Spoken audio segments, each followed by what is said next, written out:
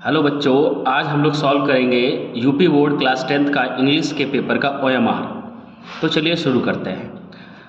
हमारे पास पहले पैराग्राफ है, फिर उसके कुछ क्वेश्चंस हैं। पैराग्राफ रीड करके उन क्वेश्चंस के आंसर हमें देने हैं। The last of my life was spent at one of those painful epochs of human history. तो बच्चों पूरा पैराग्राफ ना पढ़ते हुए, क्योंकि ऑलरेडी आप ये पैराग्राफ पहले पढ़ चुके होंगे अपने स्कूल में, तो सीधा हम क्वेश्चंस पे आते हैं। पहला क्वेश्चन है, the author felt sad about the latter part of his life because, यानी ऑथर क्यों दुख महसूस करता है। अब देखते हैं इसका आंसर क्या होगा।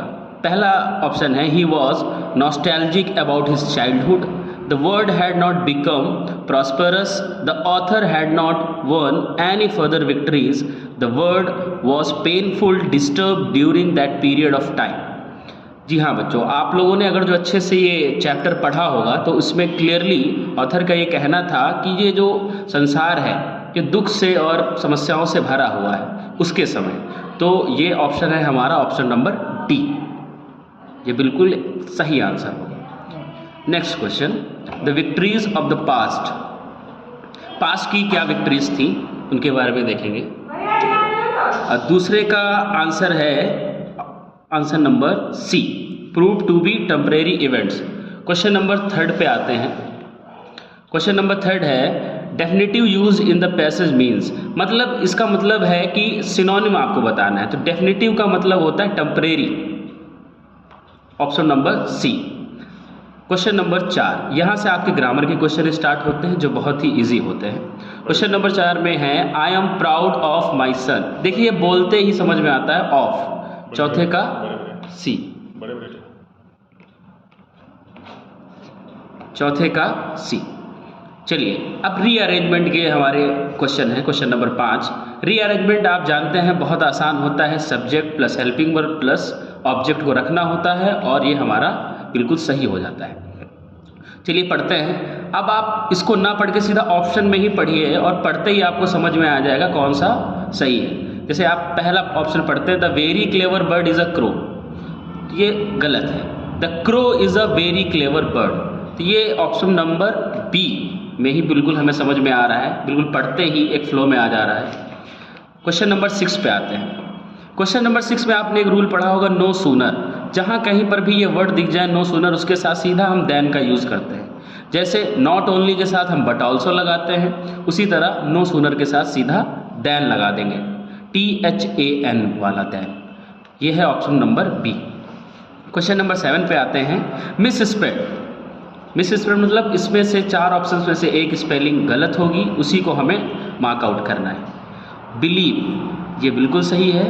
अचीव, ऑप्शन नंबर बी, यही मिस स्पेल्ड है। चलिए आगे आते हैं। क्वेश्चन नंबर 8 में आते हैं, choose correct option, one who can not speak.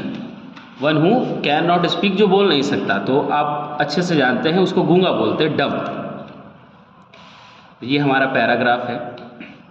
वैसे ज़्यादा टाइम वेस्ट ना करते हुए हम सीधा आपको आंसर्स बताते हैं, क्योंकि पैराग्राफ बहुत लंबा है और आप लोगों ने कहीं ना कहीं पढ़ा होगा। तो सीधा क्वेश्चंस पे आते हैं। The town was from village to village, तो 6 माइल्स। क्वेश्चन नंबर 9 का option number C. Question number 10, the fare of the bus was 1 way, 30 paisa, option number 1। आप लोगों ने अच्छे से पढ़ा होगा, आपको सारी चीज़ें याद आ रही होंगी। Democracy election were held in South Africa in 1994, option number C. Lencho wrote a letter to God asking for 100, option number B. Question number 13 की तरफ बढ़ते हैं। Valli was year old girl, कितने साल की थी? तो आप लोगों को बहुत अच्छे से याद होगा 8 ईयर्स। वली 8 ईयर्स की थी। चलिए आगे बढ़ते हैं। हम लोगों का लास्ट पैराग्राफ होगा ये। 20 क्वेश्चंस आते हैं हमारे के। Question number 14, who is the poet from the which the above stanza has been extracted? Walt Whitman, Leslie Norris. जी हाँ, option number B, Leslie Norris. Question number 15, what is the title of the poem? तो ये जो आपको poem given है ऊपर, he stalks in his vivid stripes the few steps of his cage, तो आप लोगों को बहुत अच्छे से याद होगी, बहुत इंपॉर्टेंट पोएम है। तो क्वेश्चन नंबर 15 में देखते हैं कि टाइटल क्या है इसका, अ टाइगर इन द जू। ये poem a tiger in the zoo एक चैप्टर है आपका, उसी से ली गई है। क्वेश्चन नंबर 16 की तरफ आते हैं, the writer of the lesson the making of a scientist. तो मेकिंग ऑफ द साइंटिस्ट बहुत ही फेमस बुक है, इसके राइटर है रिचर्ड एब्राइट। क्वेश्चन नंबर 16 का ऑप्शन नंबर बी। 17 की तरफ आते हैं, Ramlal's eldest daughter was. Ramlal's eldest daughter was, Ramlal की सबसे बड़ी पुत्री का क्या नाम था? तो ये बहुत ही आसान सा क्वेश्चन है, राधा। क्वेश्चन नंबर 17 का option number A. Bholi was the daughter of collector Ramlal, tehsil Ramlal, inspector Ramlal, numberdar Ramlal. तो आप लोगों को बहुत अच्छे से पता है कि नंबरदार थे वो, तो option number D. Tricki's actual problem was, actual problem क्या थी? Malaria, fever, malnutritions, vomiting because of excess of food, vomiting. तो 19 का आंसर नंबर डी। चलिए हम लोग आप आखिरी क्वेश्चन है हमारा इस पैराग्राफ का, इस एमआर का। Mrs Pumphrey was a poor lady, selfish lady, rich lady, gentle lady.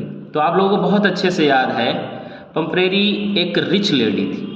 तो इसी के साथ हम लोगों ने अपने 20 क्वेश्चंस कंप्लीट कर लिए। Thank you so much. Target with Sudhir sir में आप सभी बच्चों का बहुत बहुत स्वागत एवं अभिनंदन, और चैनल को सब्सक्राइब करें।